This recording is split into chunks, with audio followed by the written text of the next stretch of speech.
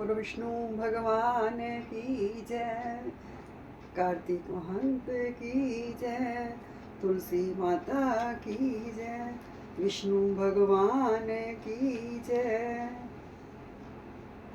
ओम नमो भगवते वासुदेवाय, ओम नमो भगवते वासुदेवाय, वासुदेवाय हरि वासुदेवाय, कृष्ण देवाय प्रभु कृष्ण देवाय। ओम नमो भगवते वासुदेवाय, ओम नमो भगवते वासुदेवाय, वासुदेवाय प्रभु वासुदेवाय, कृष्ण देवाय प्रभु कृष्ण देवाय। ओम नमो भगवते वासुदेवाय, ओम नमो भगवते वासुदेवाय। बोलो विष्णु भगवान की जय। राजा पृथु ने कहा, हे देव ऋषि, इसके पश्चात युद्ध में क्या हुआ तथा वह दैत्य कैसे मारा गया?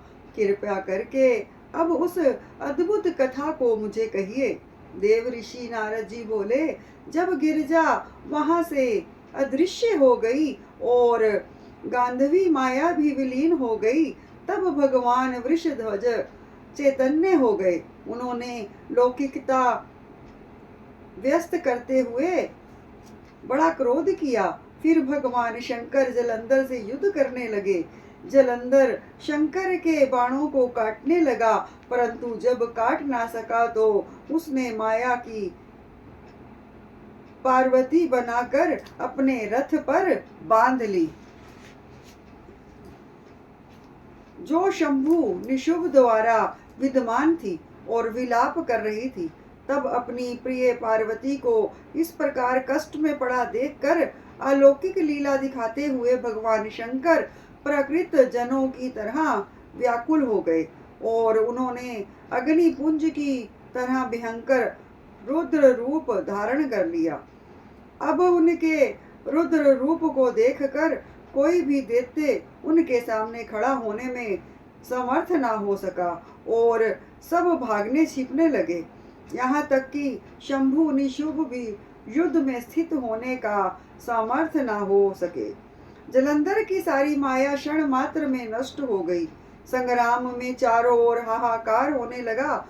शिवजी ने उन भागते हुए शुभ और निशुभ को शाप देकर बड़ी धिक्कार दी और उनसे कहा, तुम दोनों बड़े दुष्ट हो, तुमने मेरा बड़ा अपराध किया है।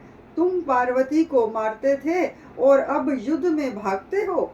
भागते को मारना पाप है, इससे अब मैं तो तुम्हें नहीं मारूंगा, परंतु गौरी तुम्हें अवश्य मारेगी। शिवजी के ऐसा कहने पर समुद्र पुत्र जलंधर क्रोध से अग्नि के समान प्रज्वलित हो उठा। उसने शिवजी पर घोर बाण वर्षा कर पृथ्वी पर अंधकार कर दिया।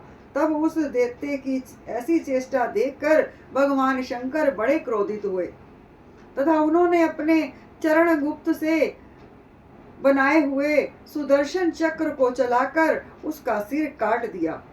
एक प्रचंड शब्द के साथ उसका सिर गिर पड़ा और महान हाहाकार होने लगा। अलजन पर्वत के समान उसके शरीर के दो खंड हो गए। उसके रुधिर से संग्राम भूमि व्याप्त हो गई, सारी पृथ्वी विहल हो गई।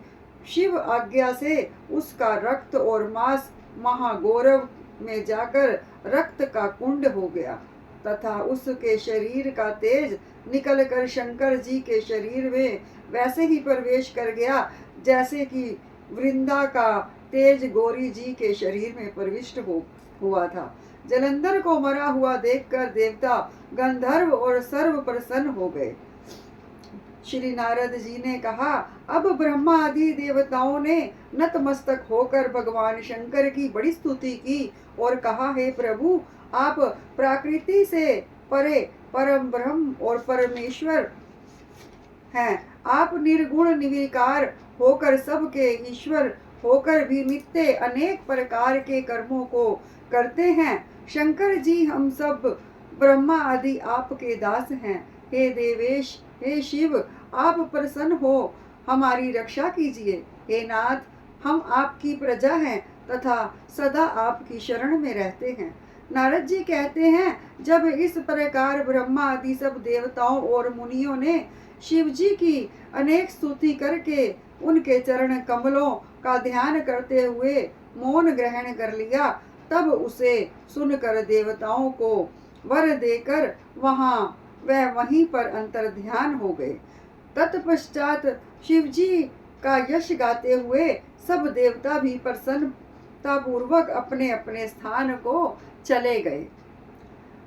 महेश खान ने से जलंधर का यह युद्ध चरित्र बड़ा पुण्य पद और सब पापों का नाश करने वाला है, सर्व सुखदायक और महेश को भी आनंददायक है।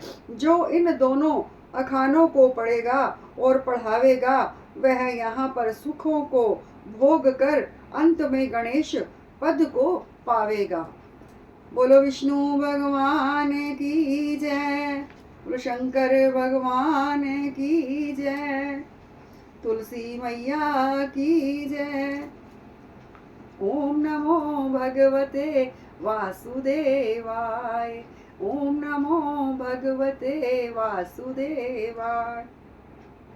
वासुदेवाय प्रभु वासुदेवाय, वासुदेवाय प्रभु वासुदेवाय। ओम नमो भगवते वासुदेवाय, ओम नमो भगवते वासुदेवाय। वासुदेवाय हरि वासुदेवाय, कृष्ण देवाय प्रभु कृष्ण देवाय। ओम नमो भगवते वासुदेवाय, ओम नमो भगवते वासुदेवाय। बोलो कृष्ण भगवान की जय।